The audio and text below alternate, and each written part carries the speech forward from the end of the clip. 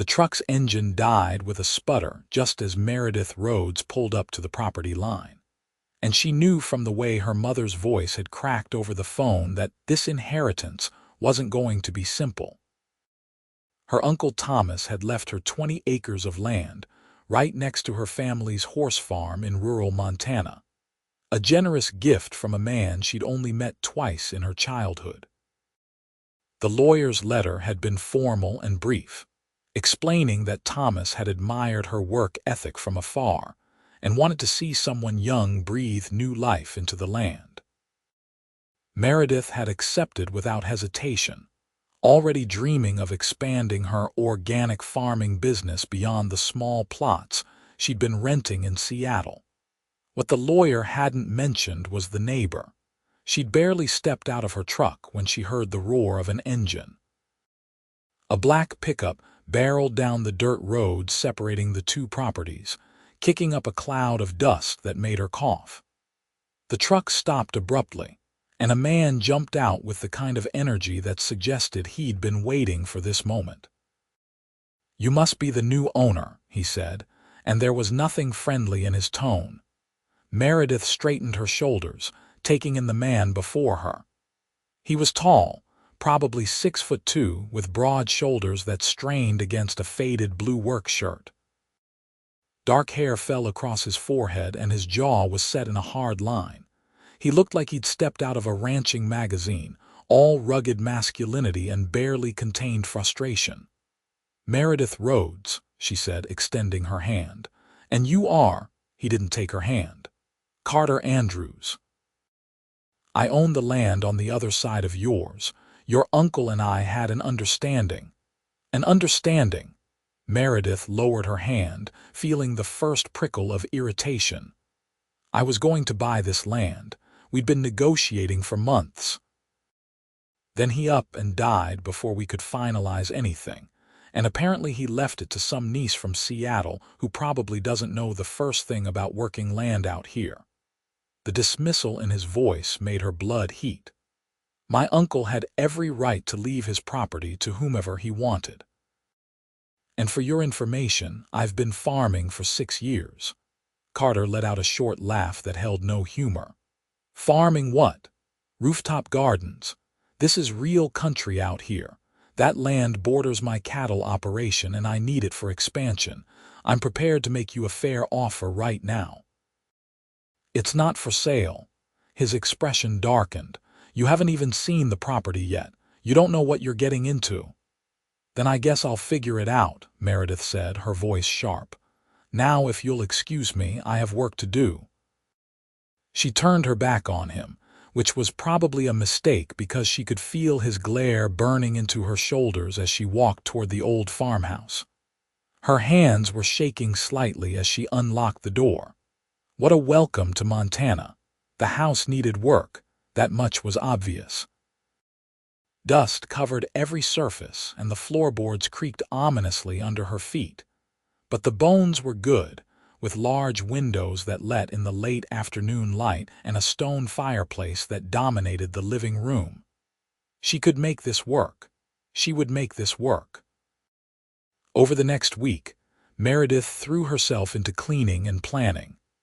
Her mother, Deanna, came over from the family farm with her father, Paul, and they helped her sort through Uncle Thomas's belongings. Most of it was old furniture and faded photographs, but in the barn, she found what she'd been hoping for, equipment that could be restored and put to use. "You should know," her mother said carefully as they shared coffee on the porch one morning. "Carter Andrews isn't a bad man. He's just protective of his operation." "He was rude," Meredith said flatly. "His father died 5 years ago, left him with the ranch and a mountain of debt. He's worked himself nearly to death getting it profitable again. That land would have given him room to expand his herd." Meredith felt a small pang of sympathy, but she pushed it away. "That doesn't give him the right to treat me like I don't belong here." Her father, a quiet man who chose his words carefully, spoke up. "Your uncle mentioned Carter in his last letter to us. Said he reminded him of himself at that age. Stubborn, hardworking, too proud to ask for help. Then maybe he should learn some manners, Meredith muttered into her coffee. But she thought about it later that night as she lay in the creaky old bed, staring at the ceiling. She'd left Seattle for a fresh start, tired of the corporate farming contracts that had slowly been strangling her principles. She wanted to grow real food for real people, to build something sustainable and honest. This land was her chance. She couldn't let anyone, no matter how good-looking and infuriating, make her doubt that decision. The next morning, she was out surveying the north field when she heard shouting. She jogged toward the sound and found Carter on her property, examining her fence line. "What are you doing?" She called out. He turned, and for a moment she saw surprise on his face as if he'd forgotten she existed. "Your fence is down. 3 of my cattle wandered onto your land last night. So you just decided to trespass." "I'm fixing a problem," he said, gesturing to the fallen posts. "This fence has been a mess for years. Your uncle was going to take care of it."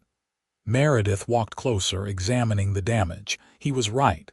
The fence was in terrible shape, rotted through in several places. "I'll handle it. With what experience, I'll figure it out." Carter pulled off his work gloves, shoving them in his back pocket. "Look, I know we got off on the wrong foot, but this affects both of us. A bad fence means my cattle get onto your land, eat your crops, and I'm liable. Let me fix it, and we'll split the cost." It was the most reasonable thing he'd said since they'd met, but Meredith's pride bristled at accepting help from him. Still, she wasn't stupid. The fence needed professional work, and she didn't have the equipment or knowledge to do it properly yet. "Fine," she said, "but I want to help. I need to learn how to maintain it anyway." Something flickered in his eyes, too quick to read. "Be here at 7 tomorrow morning, and wear real work gloves." He left before she could respond, climbing into his truck with an easy grace that suggested he'd been working physically demanding jobs his entire life. Meredith watched him go, feeling unsettled in a way she couldn't quite name. True to his word, Carter showed up at 7 the next morning with a truck full of supplies and 2 other men he introduced as his ranch hands, Jake and Tom. They were friendly in a way their boss wasn't, making jokes and asking Meredith about her plans for the land. Carter worked with an efficiency that was almost mesmerizing. He moved from post to post, testing the wood, marking what needed to be replaced, explaining the process in short, clipped sentences when Meredith asked questions. He was a good teacher when he wasn't being an ass, she realized. Patient with her mistakes, quick to show her the right technique. By noon, her arms ached and sweat dripped down her back despite the cool October air. Carter handed her a water bottle without comment, and she drank gratefully. "You're tougher than I thought," he said, and it might have been a compliment. "You're less of a jerk than I thought," she replied. The corner of his mouth twitched. Not quite a smile, but close. "Day's not over yet." They worked until the sun started to set, and by then, a solid stretch of fence stood sturdy and straight. Meredith's hands were blistered despite the gloves, but she felt a deep satisfaction looking at what they'd accomplished. "Same time tomorrow," Carter said as he packed up his tools. "We'll finish the rest of the north side." "Thank you," Meredith said and meant it. He nodded, then paused. "Your uncle was a good man, stubborn as hell but good. I'm sorry for your loss." It was the first personal thing he'd said to her, and it caught her off guard. "I didn't know him well," she admitted, "but I'm grateful for what he gave me." Carter looked like he wanted to say something else, but instead, he just climbed into his truck and drove away, leaving Meredith standing in the gathering dusk, wondering why her heart was beating faster than it should. The fence project continued over the next 4 days. Each morning, Carter arrived precisely at 7, and each day, Meredith learned something new. How to set a post properly. How to judge the tension in the wire. how to spot weak points before they became problems. And slowly, almost imperceptibly, the hostile tension between them began to ease. She learned things about him too, in the casual comments he made. That he'd grown up on this ranch, riding horses before he could properly walk. That he'd gone to college for agricultural management, but came home when his father got sick.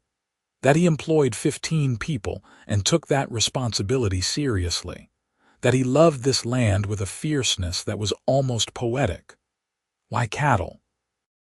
She asked one afternoon as they worked side by side, replacing a rotted section of railing. It's what my grandfather did and his father before him. The land supports it. And there's something honest about raising animals. You care for them, treat them right, and they provide. It's a fair exchange. I feel the same way about vegetables, Meredith said, smiling. Except they don't wander onto the neighbor's property. Carter actually laughed at that, a real laugh that transformed his face from stern to something approaching handsome. Approaching? Who was she kidding?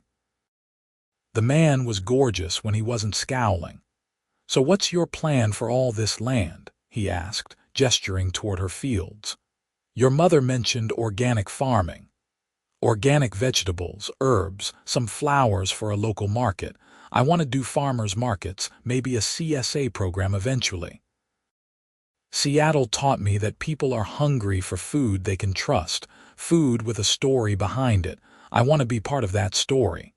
It's hard work, Carter said, but there was no condescension in his voice now. Especially doing it alone.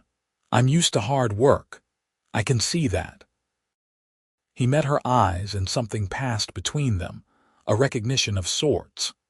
They were both people who understood the value of sweat and soil, who weren't afraid to build something with their own hands. The fence was finished by Friday afternoon. Carter walked the entire line with her, checking every post and wire, making sure she understood how to maintain it. You did good work, he said as they stood at the final corner post, looking out over the land. I might have been wrong about you. Might have been. Meredith asked, raising an eyebrow. I'm not ready to fully admit it yet. But he was almost smiling, and Meredith felt something warm bloom in her chest. Well, thank you for your help. What do I owe you for the materials? Carter named a figure that was far too low, and when she protested, he shook his head. That's neighbor pricing. Your uncle would have gotten the same deal. Then thank you, really. They stood there for a moment, neither quite ready to leave. The sun was setting behind the mountains, painting the sky in shades of orange and pink. The land stretched out around them, beautiful and vast and full of possibility. I should go, Carter finally said. But if you need anything, I'm right next door. I'll remember that. She watched him drive away, then walked back to the farmhouse with a strange lightness in her step. The man was still stubborn and proud, but beneath that rough exterior, there was something else. Something worth getting to know. November arrived with the first real cold snap, and Meredith threw herself into preparing the land for spring planting. She spent her days clearing fields, testing soil, and drawing up detailed plans for crop rotation. Her evenings were spent researching, raiding, and slowly furnishing the farmhouse with pieces from thrift stores and her parents' attic. She saw Carter occasionally, usually from a distance as he worked his land.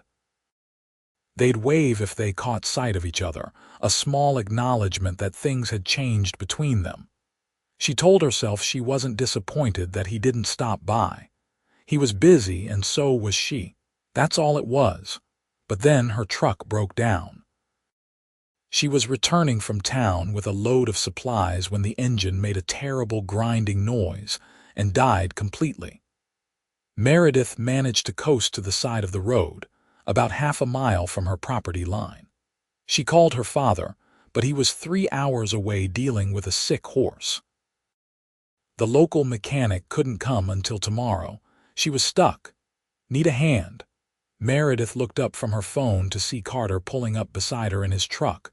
Her heart did a stupid little flip that she firmly ignored. "Truck died," she said, stating the obvious. "I called for a tow, but they can't come until morning." Carter got out and raised the hood, examining the engine with a practiced eye. After a moment, he straightened. "Your transmission's shot. This truck isn't going anywhere tonight." "Great," Meredith sighed. "I'll call my mom to pick me up. I can give you a ride, help you unload your supplies first." It was practical, neighborly, nothing more. But as they transferred bags of feed and boxes of seeds to his truck, Meredith was acutely aware of how close they were working. How his hand brushed hers when they both reached for the same box. How good he smelled, like fresh air and pine. "This is a lot of seed," Carter commented as he lifted a particularly heavy box. "You planning to feed the whole county?" "I'm starting a market garden. Want to have a good variety to see what grows best here." "Smart." He loaded the last box and gestured to his truck. "Come on, I'll get you home." The drive was short, but sitting in the enclosed space with him felt intimate somehow.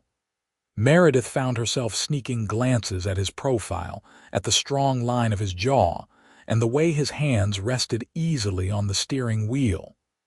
"I appreciate this," she said as they pulled up to her farmhouse. "It's what neighbors do." He started unloading supplies without being asked, carrying boxes to her porch.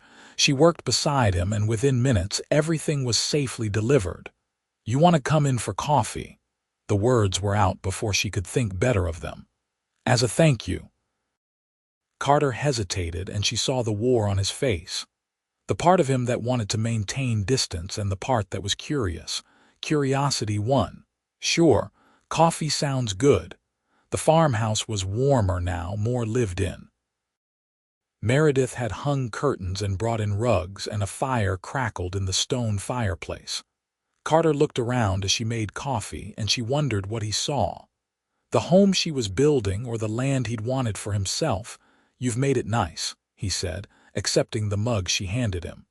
"Homey." "It's getting there. Still needs a lot of work." They sat on the worn sofa, a respectable distance apart, and talked. Really talked for the first time. She told him about Seattle, about how she'd gotten into farming almost by accident when a friend invited her to volunteer at a community garden. How she'd fallen in love with the work, with watching things grow, with the satisfaction of harvesting food she'd grown with her own hands. He told her about the ranch, about the struggle of those first years after his father died. How he'd almost lost everything to debt and drought. How he'd fought his way back through sheer determination and some calculated risks that had paid off. "I employed 12 people back then," he said, staring into his coffee. 12 families depending on me to keep the ranch afloat. I couldn't let them down. That's a heavy burden for one person." "It's what had to be done." He met her eyes. "When your uncle's land came up, I thought it was the answer. More grazing land means a bigger herd, more income, more stability. I've been planning for it for almost a year. So when you showed up instead, I was angry. Not really at you, but at the situation." "I understand," Meredith said softly, "but I need this too. This is my chance to build something real. I know. I can see that now." He set down his mug and stood as if staying any longer would be dangerous. "I should go, early morning tomorrow." Meredith walked him to the door, disappointed that he was leaving but understanding it too. Whatever was building between them felt fragile, something that needed time to develop properly. "Carter," she said as he stepped onto the porch, "thank you for everything." He looked back at her, and in the light spilling from the doorway, his expression was softer than she'd ever seen it. "Good night, Meredith." She watched his taillights disappear down the road, then closed the door and leaned against it, her heart racing for no good reason at all. Winter settled in earnestly after that, bringing snow and freezing temperatures. Meredith spent her days winterizing the farmhouse, repairing equipment in the barn, and planning her spring crops down to the smallest detail. She video called with her former farming partners in Seattle, getting advice on adapting her techniques to Montana's climate. She didn't see much of Carter, but she thought about him more than she wanted to admit. The way he'd looked at her that night, the careful way he'd opened up about his struggles.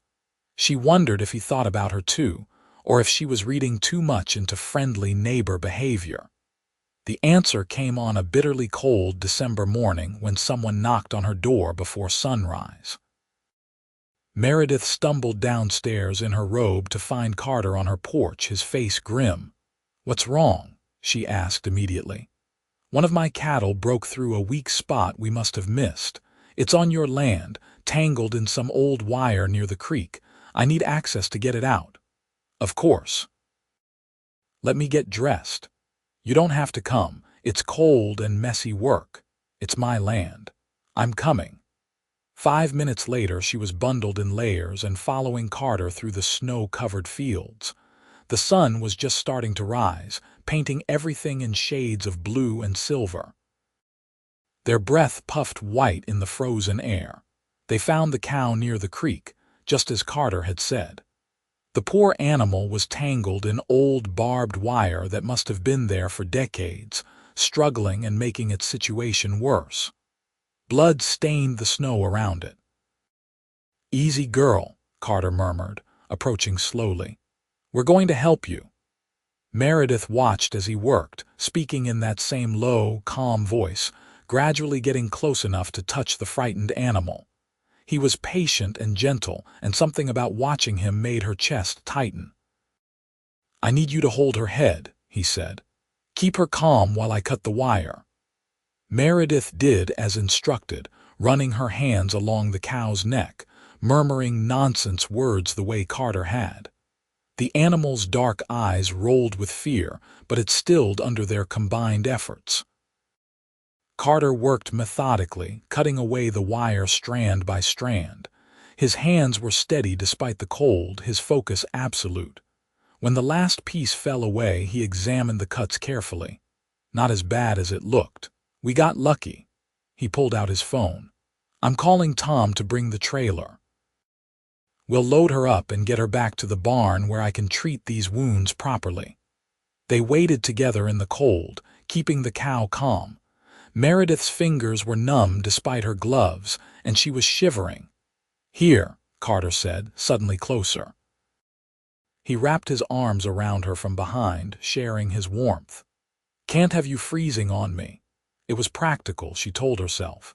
Body heat in an emergency, but her pulse quickened anyway, and she let herself lean back against his solid chest. "This is what you do every day?" she asked. "Rescue animals and deal with crises, pretty much. It's not glamorous, but it's real." His breath was warm against her ear. "Bet you miss Seattle sometimes." "Not even a little bit," she said honestly. "This is where I'm supposed to be." She felt rather than saw his smile. They stayed like that, wrapped together in the pre-dawn light until Tom arrived with the trailer. Then it was back to work, loading the injured cow and getting her secured for transport. "I'll come check on her later," Meredith said as they prepared to leave. "If that's okay." Carter looked surprised. "You don't have to do that." "I want to. She got hurt on my land. I feel responsible." Something warm flickered in his eyes. "Come by around 4. I'll show you around the ranch properly." It felt like more than an invitation to check on a cow, and they both knew it. Meredith spent the rest of the day in a state of distracted anticipation. She caught herself checking the clock repeatedly, changing her clothes 3 times before settling on jeans and a thick sweater that she told herself was practical for a ranch visit, and not chosen, because it made her eyes look greener. At exactly 4 o'clock, she pulled up to Carter's ranch house in her father's borrowed truck. The main house was a sprawling log structure with a wide porch and smoke curling from the chimney. Barns and outbuildings spread out behind it, all well-maintained and clearly functional. Carter met her at the door, and her breath caught. He'd showered and changed too, wearing a dark green flannel that emphasized his broad shoulders and made his eyes look almost amber in the late afternoon light. "She's in the barn," he said. "Doing much better. The cuts were superficial." But first, he gave her the tour he'd promised. The main barn with its neat rows of stalls and storage areas. The equipment shed with machinery that made Meredith's collection look like children's toys. The smaller barn where they kept the horses, including Carter's own mount, a massive black gelding named Ranger who nuzzled Carter's pockets looking for treats. "He's beautiful," Meredith said, stroking the horse's soft nose. "He's a menace," Carter said, but his affection was obvious. "Spoiled rotten." The injured cow was in a separate stall, looking much calmer than she had that morning. Carter showed Meredith how he'd cleaned and treated the wounds, explaining his process with the same patience he'd shown when teaching her about fences. "You're really good at this," she said. "The animals trust you," he shrugged, uncomfortable with the praise. "It's just practice. You treat them right, they remember. It's more than that, you care." Their eyes met, and the air between them felt charged with something electric. Carter cleared his throat and stepped back. "Come up to the house. It's getting cold and I have stew on the stove." "You cook?" Meredith asked, following him out of the barn. "I live alone. My choices were learn to cook or starve." He held the door open for her. "Fair warning, it's nothing fancy." The inside of the house matched the outside. All warm wood and comfortable furniture with a distinctly masculine feel. But it was clean and organized, with photographs on the walls showing Carter with his parents, with groups of cowboys, on horseback against Montana sunsets. The stew was more than good. It was delicious, rich with beef and vegetables, paired with bread Carter admitted he'd gotten from a local bakery. They ate at the kitchen table, and conversation flowed easily now. They talked about their childhoods, their dreams, their failures and fears. Meredith found herself laughing more than she had in months, and Carter's smiles came easier, transforming his whole face. "I was engaged once," Carter said as they cleared the dishes. The admission seemed to cost him something. 4 years ago. She was from town, wanted me to sell the ranch and move somewhere more exciting. When I said no, she left." "I'm sorry," Meredith said softly. "I'm not. She didn't love me, not really. She loved the idea of me, the successful rancher with money, but she didn't want the actual life. The early mornings and the hard work and the smell of cattle." He turned to face her. "What about you? Someone waiting for you back in Seattle?" "No. My last relationship ended about a year ago. He wanted me to give up farming, said it was a phase I'd grow out of. When I wouldn't, he gave me an ultimatum." "His loss," Carter said, and the intensity in his eyes made her heart race. They ended up on the sofa in front of the fireplace, the conversation turning quieter, more intimate. Meredith wasn't sure when they'd moved closer together, but suddenly there was barely any space between them. Carter's arm rested on the back of the couch, not quite touching her but close enough that she could feel his warmth. "I should probably go," she said, not moving. "Probably," Carter agreed, not moving either. "It's getting late." "It is." Neither of them moved. Meredith's heart was pounding so hard she was sure he could hear it. Carter's eyes dropped to her lips and she stopped breathing. "Meredith," he said, his voice rough. "I'm trying to be a gentleman here, but you're making it very difficult. Maybe I don't want you to be a gentleman." That broke his restraint. He leaned in slowly, giving her time to pull away, but pulling away was the last thing she wanted. When his lips met hers, it felt like coming home. The kiss was gentle at first, tentative, then deepened as his hand came up to cup her face. She melted into him, her fingers clutching his shirt, losing herself in the taste and feel of him. When they finally broke apart, both breathing hard, Carter rested his forehead against hers. "I've wanted to do that for weeks," he admitted. "Why didn't you?" "Because I didn't want you to think I was trying to manipulate you, that I'd be nice to you so you'd sell me the land. I need you to know that's not what this is." Meredith pulled back enough to meet his eyes. "I know. This is real." He kissed her again, slower this time, thorough and deep, and Meredith felt herself falling into something that both thrilled and terrified her. When they finally pulled apart, Carter held her close, and they stayed that way for a long time, watching the fire and not needing words. She did eventually go home that night, but everything had changed. Over the next weeks, Carter became a constant presence in her life. He'd stop by with coffee in the mornings, staying to help with whatever project she was tackling. She'd go to the ranch in the evenings, and they'd cook dinner together, talking and laughing and stealing kisses whenever the mood struck. Christmas came, and Meredith invited Carter to her family's celebration. Her parents welcomed him warmly, clearly pleased to see their daughter so happy. Carter fit in easily, helping her father with chores and making her mother laugh with stories about ranch mishaps. Watching him interact with her family, seeing how natural and comfortable he was, made Meredith's feelings deepen even further. Carter's gift to her was a set of professional-grade gardening tools, top quality and clearly expensive. "For your market garden," he said. "Every farmer needs good tools." Her gift to him was a photograph she'd had printed and framed, one she'd taken of Ranger at sunset, the horse's noble profile silhouetted against a spectacular Montana sky. Carter stared at it for a long moment, then pulled her into a tight hug. "Thank you," he whispered into her hair. "It's perfect." That night, after everyone had gone to bed, they sat on her porch bundled in blankets, watching snow fall in the moonlight. "I love you," Carter said suddenly, his voice quiet but certain. "I know it's fast, but I've never been good at playing games. You need to know how I feel."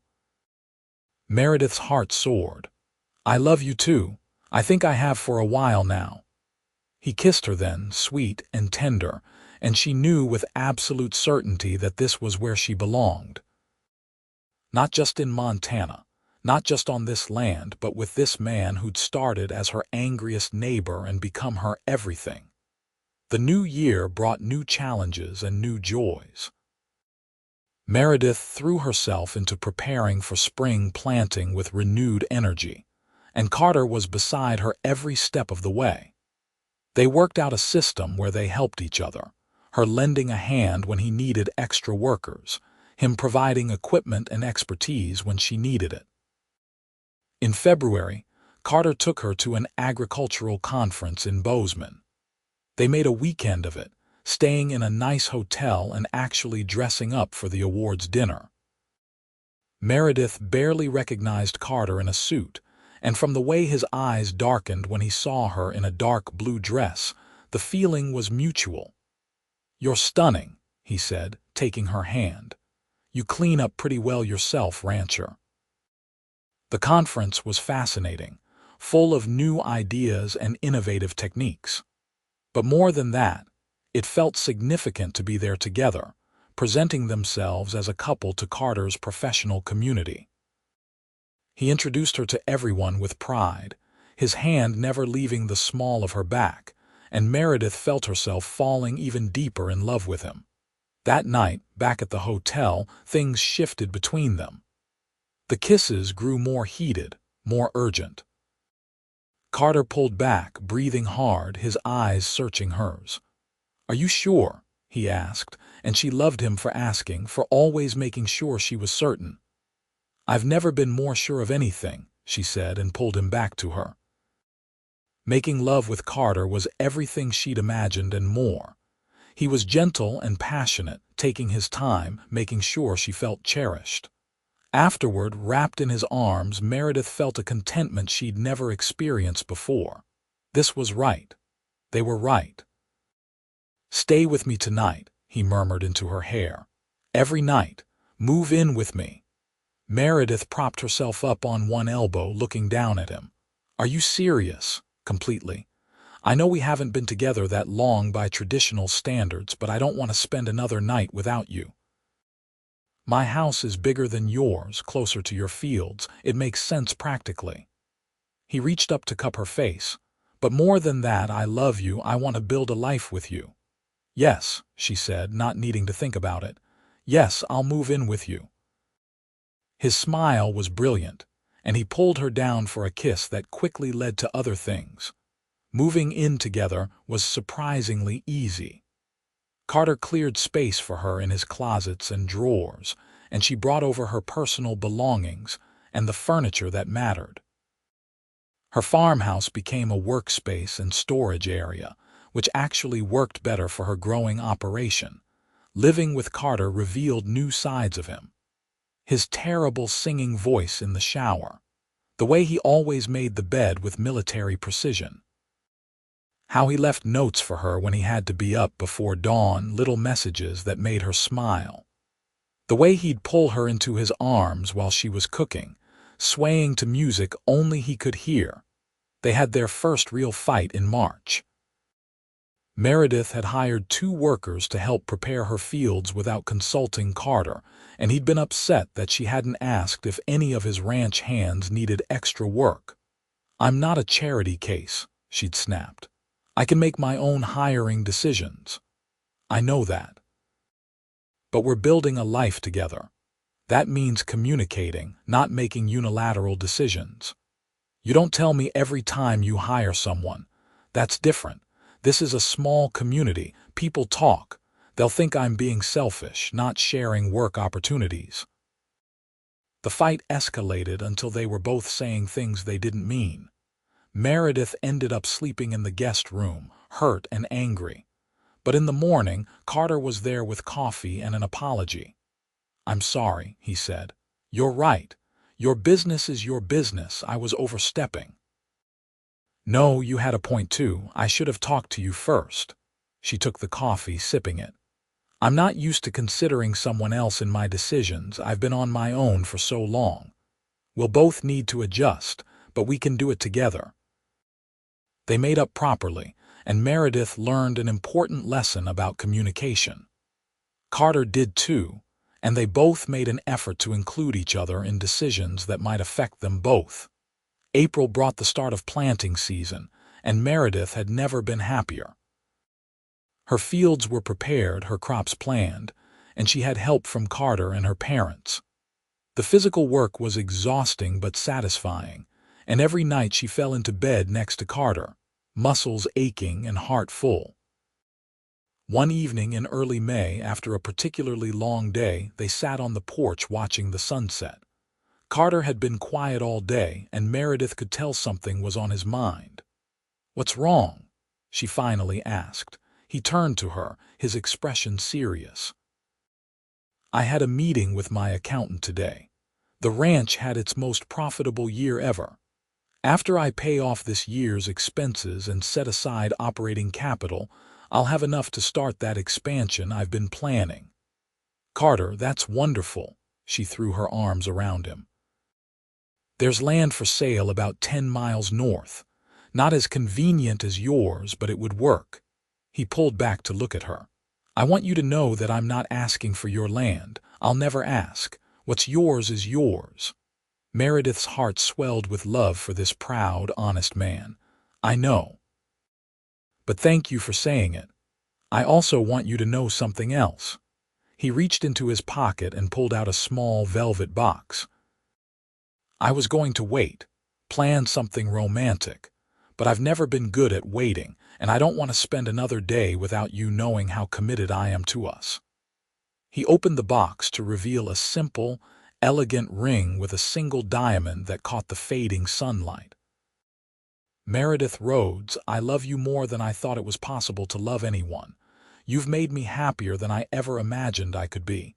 Will you marry me? Tears streamed down Meredith's face as she nodded. Yes. Yes, absolutely yes. He slid the ring onto her finger and it fit perfectly.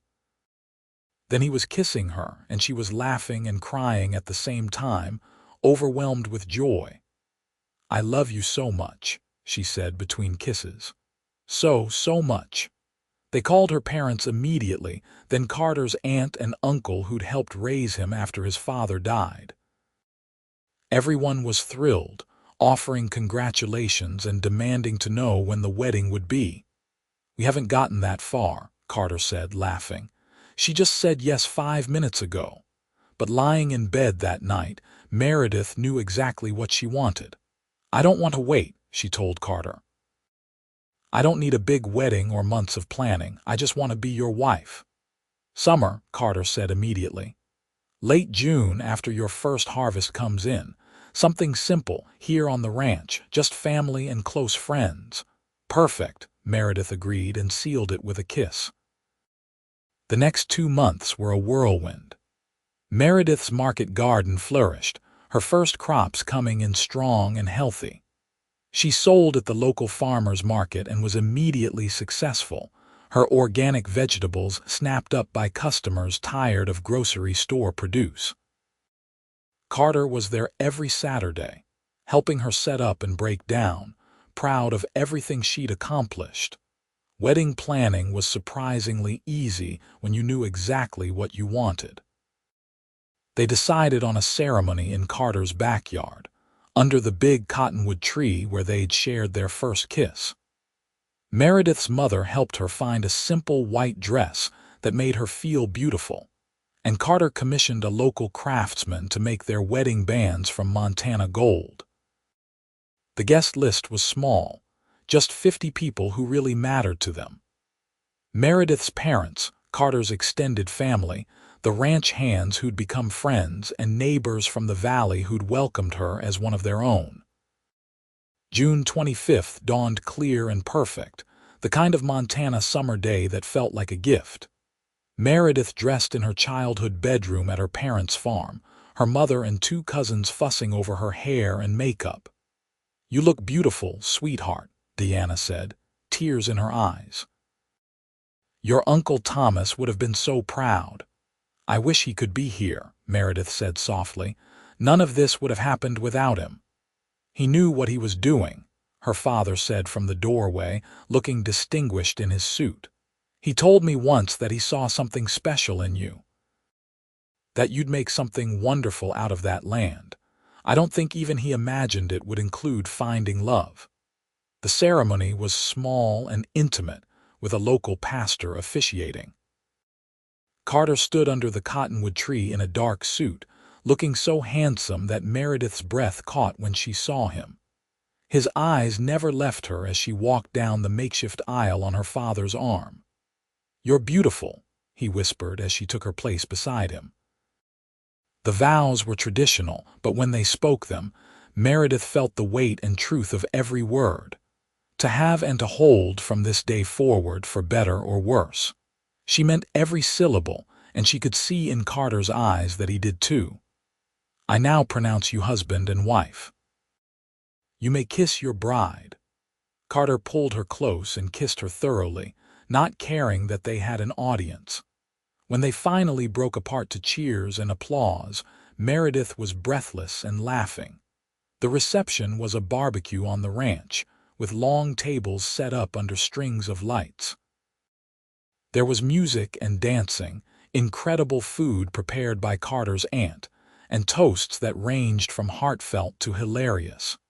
Meredith danced with her father, then with Carter's uncle, but mostly with her husband, unable to believe how lucky she was. "Happy?" Carter asked as they swayed to a slow song, his arms tight around her. "Incredibly." "You, more than I can say." He kissed her forehead. "Thank you for taking a chance on an angry neighbor." "Thank you for softening so fast," she teased, echoing the words she'd laughingly said to her mother weeks ago when telling her the story of their relationship.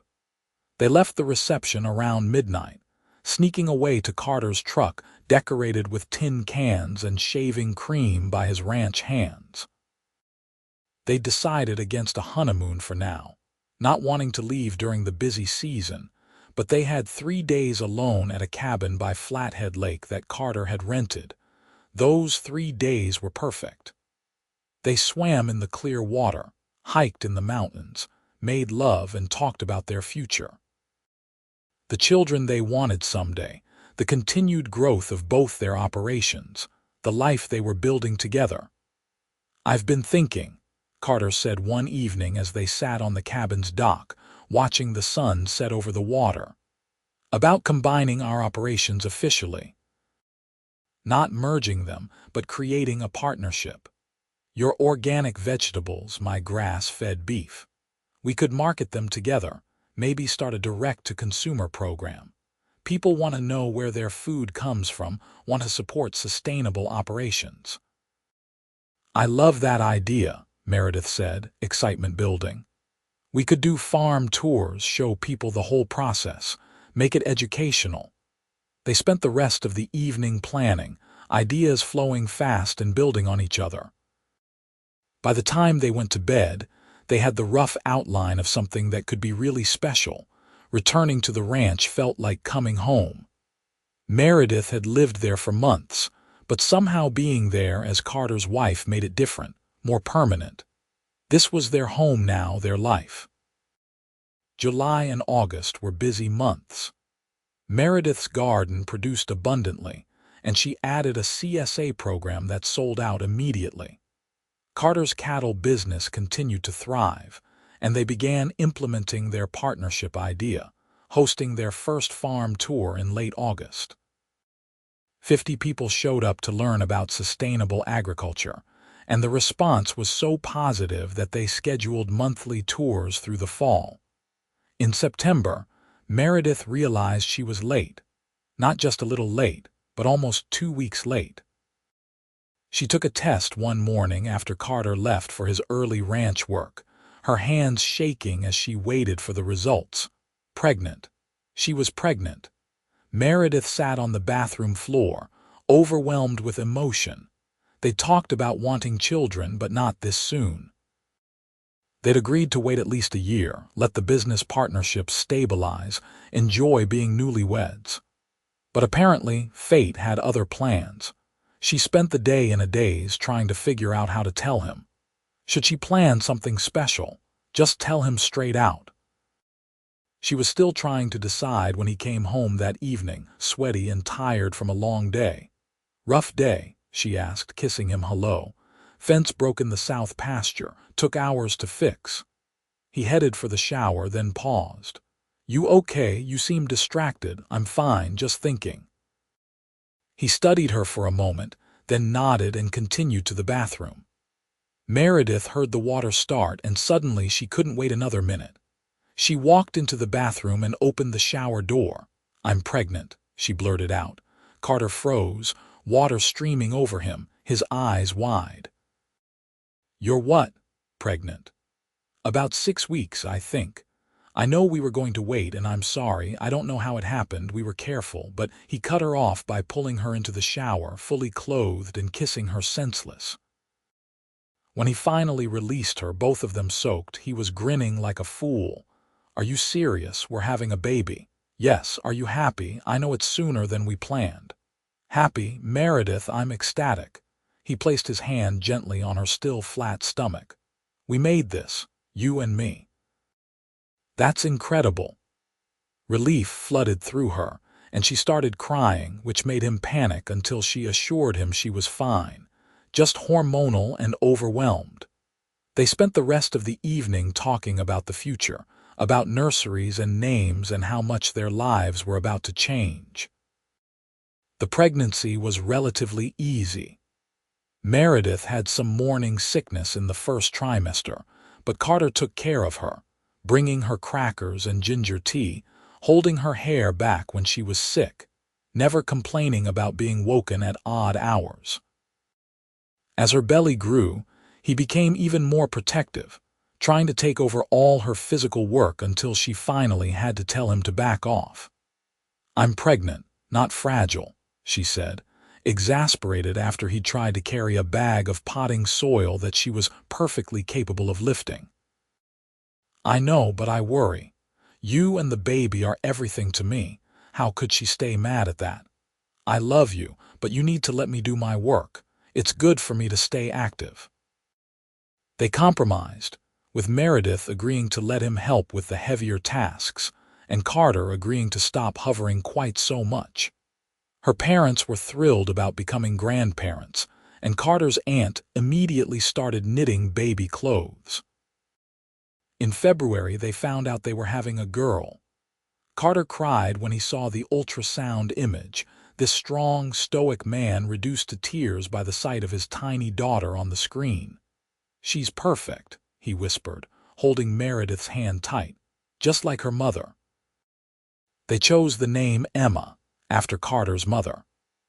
Emma Rose Andrews, combining both their family names. The nursery came together slowly, painted a soft yellow with white furniture and decorations that mixed ranching themes with garden elements. It was perfect, just like everything else in their life together. Emma arrived on a warm May morning, 3 days before her due date. Labor was long and hard, and Carter never left Meredith's side, coaching her through contractions and letting her squeeze his hand until he lost feeling in his fingers. When Emma finally arrived, 7 pounds and 5 ounces of squalling, perfect baby girl, they both cried. "She's beautiful," Carter said, holding his daughter for the first time with a tenderness that made Meredith's heart overflow. "Hi, sweetheart. I'm your daddy. I've been waiting so long to meet you." Watching him with Emma, seeing the gentle way he cradled her, the awe on his face, Meredith fell in love with him all over again. This was the man who'd once been her angry neighbor, who'd tried to buy her land, who'd seemed so hard and unapproachable. Now he was her husband, the father of her child, her partner in every way that mattered. They brought Emma home to the ranch 3 days later, and life took on a new rhythm. Sleepless nights and endless diaper changes, but also moments of pure magic. Emma's first smile, her first laugh, the way she'd calm instantly when Carter sang to her in his terrible off-key voice. Meredith's parents were constant visitors, and Carter's aunt practically moved in for the first month, helping with cooking and cleaning so they could focus on their daughter. The ranch hands took turns bringing meals and offering congratulations. They were surrounded by community, by people who cared, and it made everything easier. The farm operations continued with hired help during those early months. Meredith supervised from home when she could, but mostly she focused on Emma, on learning to be a mother. Carter took on more responsibility for coordinating things, proving to be just as capable with logistics and planning as he was with physical ranch work. By the time Emma was 3 months old, they'd found their groove. Meredith was back to working part-time, Emma often napping in a playpen set up near whatever field she was working in. Carter adjusted his schedule to be home more in the afternoons, taking over baby duty so Meredith could focus on her growing business. One evening in late August, almost exactly 2 years after they'd met, Meredith stood on the porch of the ranch house, watching Carter play with Emma on a blanket in the yard. The sunset painted everything golden, and her heart felt so full she thought it might burst. Her mother came out to join her, following her gaze. "You've built a beautiful life, sweetheart." "I never imagined it could be like this," Meredith admitted. "When I inherited Uncle Thomas's land, I thought I was just getting a chance to start my business. I never expected everything else that came with it. The best things in life usually come when we're not expecting them," Deanna said wisely. "Your uncle gave you more than land. He gave you the opportunity to find where you truly belong." Carter looked up then, catching Meredith watching him. His smile was bright and full of love, and he waved Emma's little hand at her. Meredith waved back, her throat tight with emotion. "Come on, little one," Carter said, scooping Emma up. "Let's go see Mama." He carried their daughter up to the porch and Meredith took her, breathing in that sweet baby smell. Carter wrapped his arms around them both, and they stood there together, a perfect little family. "I love you," Meredith said, not for the first time and certainly not for the last. "I love you too, both of you, more than anything in this world." Carter kissed her temple, then Emma's downy head. "Thank you for taking a chance on an angry rancher." Meredith laughed. "Thank you for softening so fast." They watched the sun set over their land, over the fields and pastures they'd built together, over the life they'd created from what had started as conflict and territorial disputes. Meredith thought about that first day, when Carter had been so hostile, so determined to buy her out. She thought about all the moments that had led them here, the work and the fights and the laughter and the love. "What are you thinking about?" Carter asked softly. "How lucky I am. How all of this started with an inheritance I never expected, and an angry neighbor I thought I'd hate forever." "Forever is a long time," Carter teased. "Good thing you changed your mind. Good thing you gave me a reason to." Emma gurgled happily between them, and they both laughed. The future stretched out before them, full of possibilities and promise. More children, maybe. Continued growth of their businesses. Growing old together on this land they both loved so much. But more than any of that, what mattered was this: the three of them together, bound by love and commitment and the choice they made every day to choose each other. Meredith had come to Montana looking for land to farm. Instead, she'd found a home, a family, and a love that would last a lifetime. As the stars began to appear in the darkening sky, they went inside together, ready for whatever came next. Because as long as they were together, they could handle anything. The angry neighbor had become her everything, and that made all the difference in the world.